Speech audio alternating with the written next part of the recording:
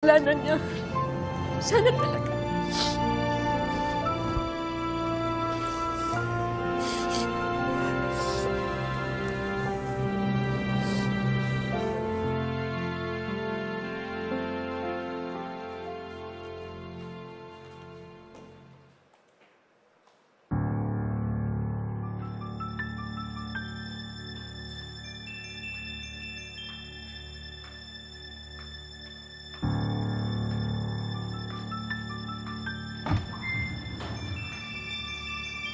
Asan si Moira? Oh my gosh, nawawala si Moira. Ah!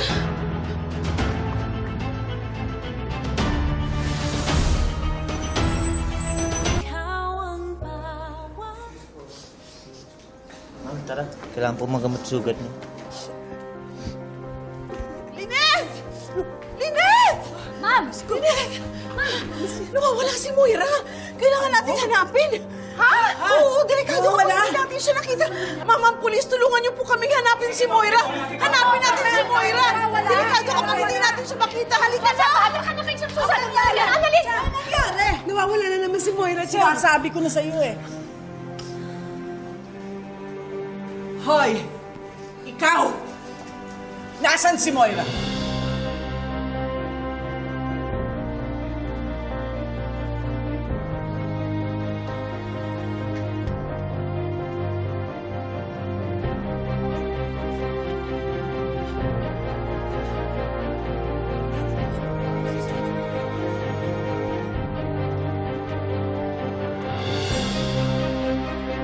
Huwag mo sabihin hindi mo alam dahil kasabwat ka! Hindi ko po alam. Ano? Alam mo, tigil-tigil mo yung maang-maang ang school of acting mo ay hindi nabebenta sa amin yung girl! Wala nga po akong alam. Ikaw lang ang pwedeng may malaman dun eh! Ikaw lang! Ikaw! Dahil kasabwat ka nga! At sinungaling ka! Sinungaling ka! Oo, Chan, sinungaling yan. Walang hiya mo! Alam ko po hindi kayo maniniwala sa akin sa mga sasabihin ko. Pero ginawa ko lang po yun dahil inutusan ako ni Moira. Hindi ko na po ilalagay sa pahamak yung pamilya ko. Hindi ko na po ulitin yun. Sorry po. Sana mapatawad niyo po ako. Sorry po.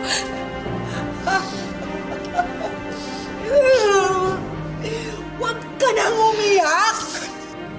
Sayang lang yung luha mo! Dahil hindi kami maaapektuhan yan! Sige na, dali mo na yan! Kailangan gamutin mo yan eh! Makukulong pa yan eh! Makukulong ka! Makukulong ka! Tandaan mo yan! Diyan, maupo muna kayo dyan. Napakawalang yung bata, kabata-bata. Maupo muna kayo dyan. May nakita kayo ditong babae? Maliit, maiksi ang buhok. Oo, brown yung buhok, may galos sa muka, naka-patient's gown. Yung nahulog sa bangin. Oo, yun. Ano? Katie, nakita niyo ba si Moira? Wala po, Mama Michelle eh. Ano ba naman? Lagi na lang tayo natatakasan ng Moira na yan. Paano niya nagawa yun? Di syempre, malamang may tumulong sa kanya. Giselle? Ikaw? Kaibigan ka ni Moira, hindi ba? Saan mo dinala si Moira? Saan mo siya tinago? Sigurado ako tinulungan mo siya para makatakas mo! Ano? Anong ano? Pwede ba? Huwag ka na magmaang-maangan pa. Umamin ka na! Ano? Ayaw mo magsalita? O sige, dadali na lang kita sa presinto. Teka nga, sandali nga. Huwag nga kayong magbintang basta-basta. Mga praning kayo. Nandito si Moira sa hospital. Nasaan siya? Pumunta ako sa kwarto niya, wala siya doon. Nag-deteriorate ang kondisyon ni Moira, kaya tina-transfer siya ngayon sa ICU.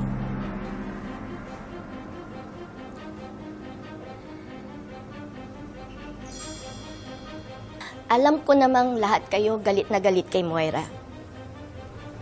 At gustong-gusto niyo na rin siyang makulong. Pero pakiusap naman, konting respeto lang dun sa tao. Nag-aagaw buhay ngayon ng kaibigan ko. Kung hindi niyo siya kayang ipagdasal at irespeto, huwag niyo na lang siyang guluhin. Please. Excuse me.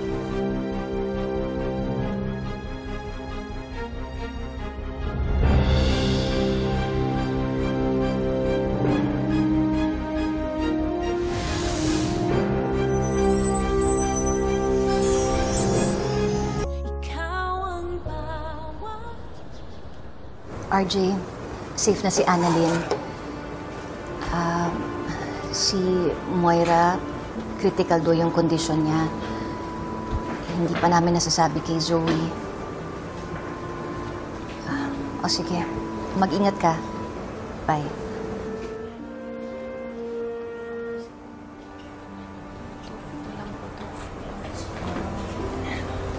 Ay, Nay, ano po pala ang sabi po ni tatay? Pabalik na daw siya bukas. Tsaka sabi niya na babawi daw siya sa birthday mo. Nasabi ko na rin yung tungkol kay Moira. Lynette, linagyan ko na ng security doon sa labas ng ICU. Para kung meron mang planuhin na namang masama si Moira, hindi na talaga siya makakatakas. Oh, but on second thought, I don't think she can do anything at the rate of her deteriorating condition.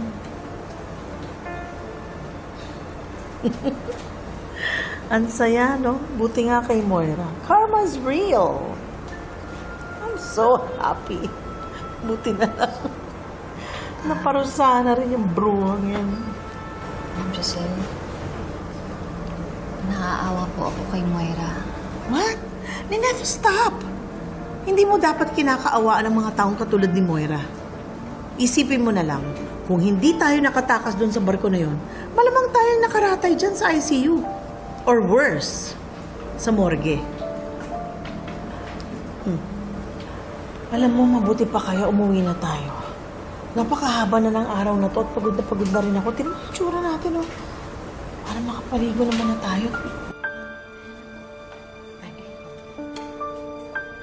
Doc, may dapat ka palang malaman. Ano po yun, Doc? Si Zoe na aksidente. Nabangga siya kanina. Oh! But there's nothing to worry about. She's fine now. Nakakonfine siya sa Apex ngayon.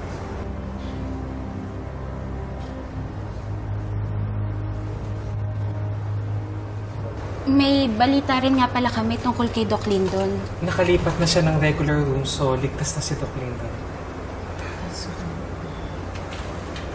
Nay, pwede po bang puntahan ko lang po si Doc Lindon? Oo naman, anak. Dito na lang ako antayin kita. Saan yung room niya? Doon lang. Tapos kaliwa ka. Thank you.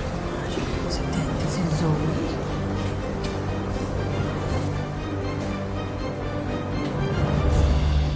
Dahil sa gunshot wound ni Doc Lindon, hindi muna siya pwedeng maglakad for 1 to 2 months so he can fully recover. He lost a lot of blood. Malalim din ang tama. And we need to transfer him to a bigger hospital.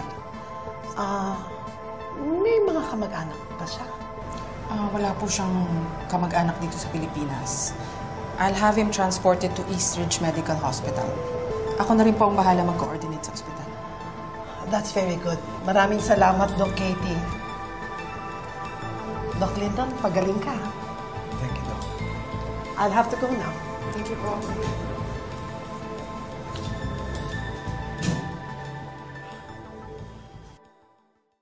Tol, narinig mo yun, di ba?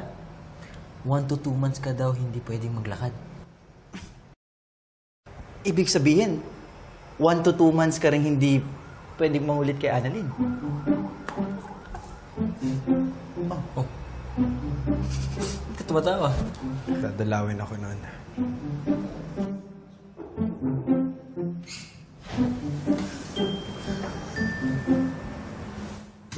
Sabi ko sa inyo eh.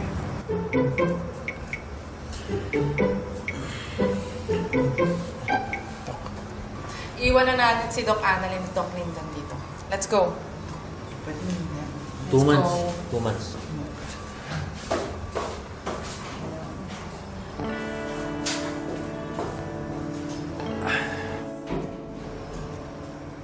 Kamusta ka, Doc? Okay naman. Salamat sa pagbisita mo, ha. Na ito, sabi ni Doc, 1 to 2 months daw ako hindi makakalakad. So... Doc, thank you, At sorry din. Kaya sorry. Wala ka namang kasalanan, Doc. Ang mahalaga, ligtas tayong lahat. Lalo ka na. We can live our life now without fear, without worry. Yun ang mahalaga. Lalo na sa kalagayan ni Ma'am Moira ngayon. Hindi niya na kayo magagalaw. Tsaka okay na rin yun kasi... Imagine... 1 to 2 months kitang hindi mapagtatanggol. Magagalit si Doc.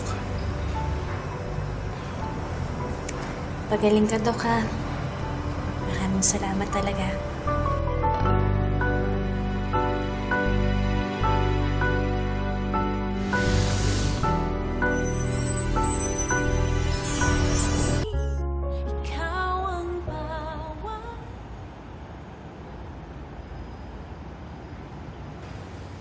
Sige anak, dire-diretso lang ang lakad. Kapit na po ba tayo? Dito na tayo. Ready ka na? Apo. 1, 2, 3! Happy birthday!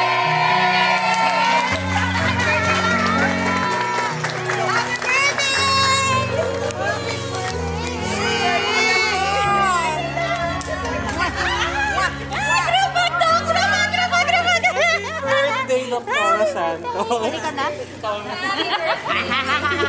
birthday! Happy birthday! Anak, meron pa kaming isa pang sorpresa para sa'yo. Ay, oo nga. Akin naman ang Doc. Ano siya?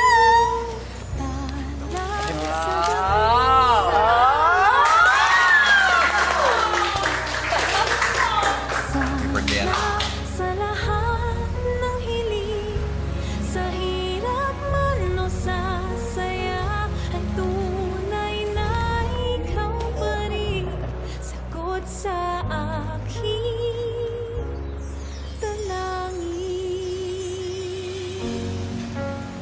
Anak, ba't parang naiiyak ka?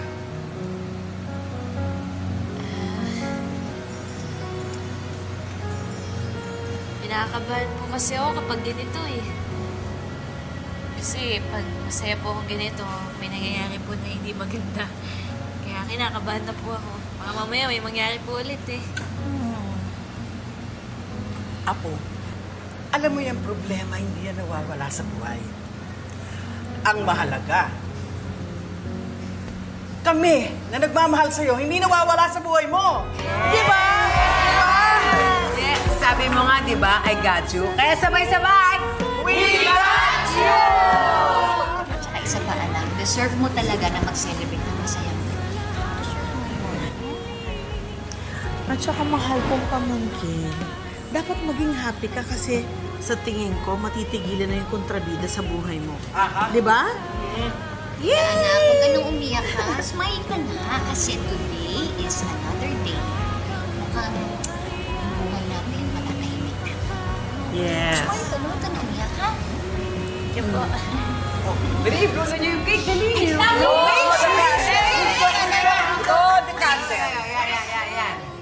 Wish ka muna. I pray na wala nang makakapanakit sa mga mahal ko sa buhay. Na lagi na kaming safe. Amen.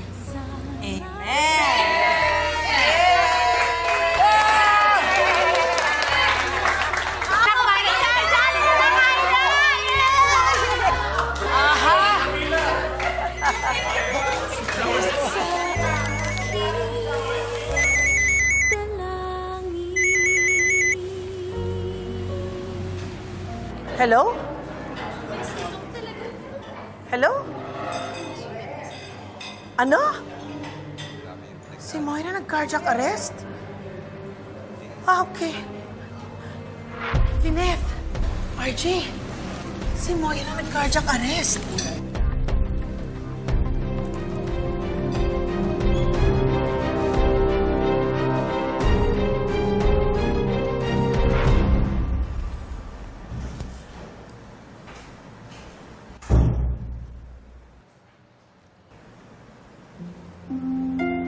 Zoe? Zoe! Thank God you're awake. Zoe, masarap ba sa'yo? Anong nararamdaman mo, Zoe? Ano, may masakit ba sa'yo? Nasa Apex pa. Yes, Zoe. You're in Apex.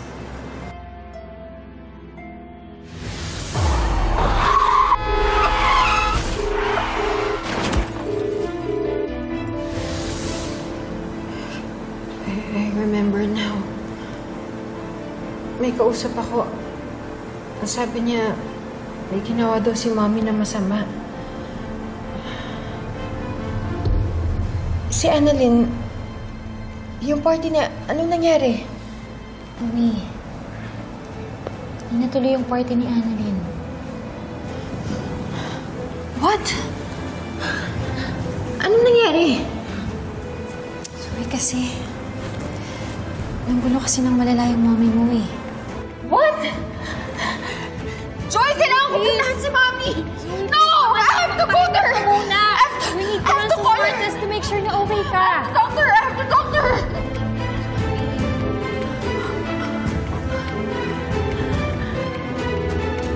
Joy, hindi siya sumasagot! May alam ka ba kung nasan siya?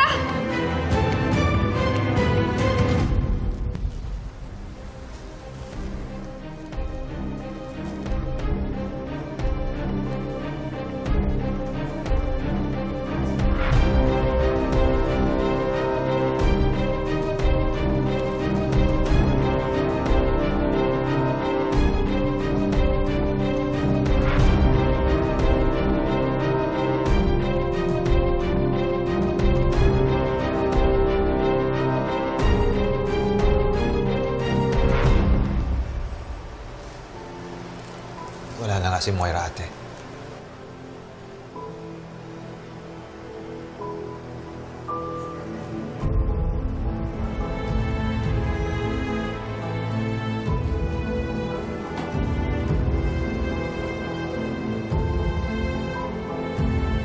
The once high and mighty Moira ay isa na ngayong malamig na bangkay.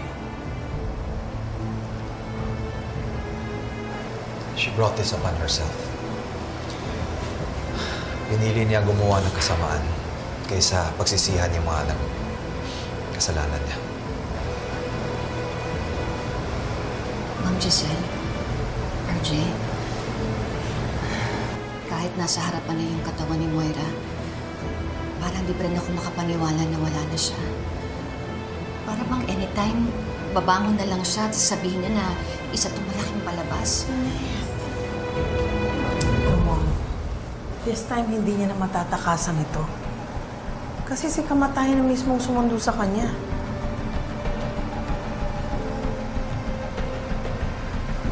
Tay, paano po si Zoe? Paano pag nalaman niya po na wala na po yung mami niya?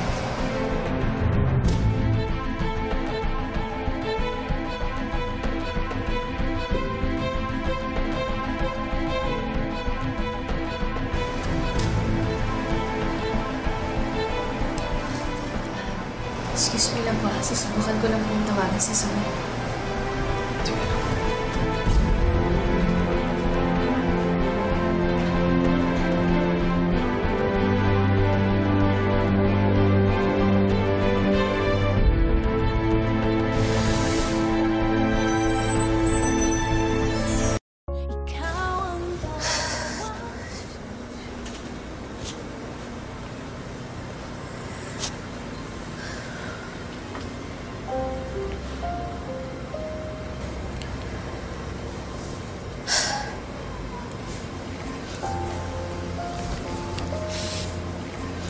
All right, Nurse Lopez, this is good to go. Thank you. Thank you.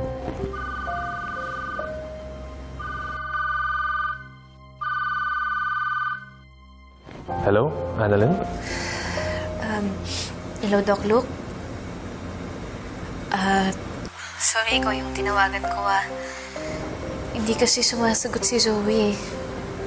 Kamusta na ba siya? Well, last time I checked, she's still unconscious. Si Joy lang nagbabantay sa kanya, but I can check on her now just in case gising na siya. Doc Luke. Hello? Annalyn, you still there? Wala na si Ma'am Moira. Patay na yung mami ni Zoe. Yung yate kasi na sinasakyan nila Annalyn. Sumabog eh. What? Joy, nandun si Mami! Kailangan ko siyang puntahan! Joy, kailangan ko pakita yung Mami ko! Look! I have to go to Mom! Where's my car? Where's my keys? Please, pwede mo ko ng kotse mo! Kailangan ko puntahan si Mami! Please, pupuntahan ko siya! I'm sorry! Ano? Kotse lang naman yun! Nagdamot mo naman! Please naman! I have to go see her! It's not about the car! It's about Tita Moira! Bakit? Anong nangyari na? Nauli pa siya ng mga polis? What? Tell me! Magsalita kayo! Wala na si Tita Moira. She's dead. No. Hindi totoo yan. You just hit her like everybody else. Hindi totoo yan! Let me see my mom! I have to go to her! Zoe! I have to go Zoe! to her! Listen! Hindi totoo yan! Zoe! Zoe! May sinabi mo! Hindi totoo yan! Zoe! Palasin ako! Nahulog siya sa bangin. They tried taking her to the nearest hospital by the port. They tried reviving her, but she died of cardiac arrest. No! Hindi totoo yan! Hindi totoo yan! Zoe, she was pronounced dead by the people trying to revive her. I'm sorry, but she's dead. No! No! Please, bring me to her! She's alive! Hindi totoo yan! Hindi totoo yan!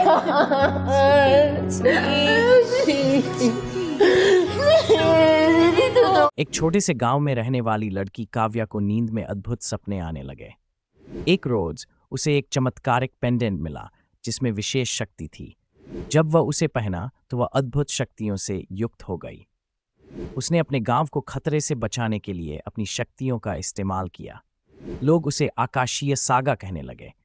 लेकिन एक दिन गांव में एक बड़ा आपत्ति आई जिसे वह सॉल्यूशन नहीं कर पा रही थी। क्या काव्या अपनी शक्तियों का सही इस्तेमाल करके आपत्ति को हल कर पाएगी या कहानी में और कोई मोड़ आएगा?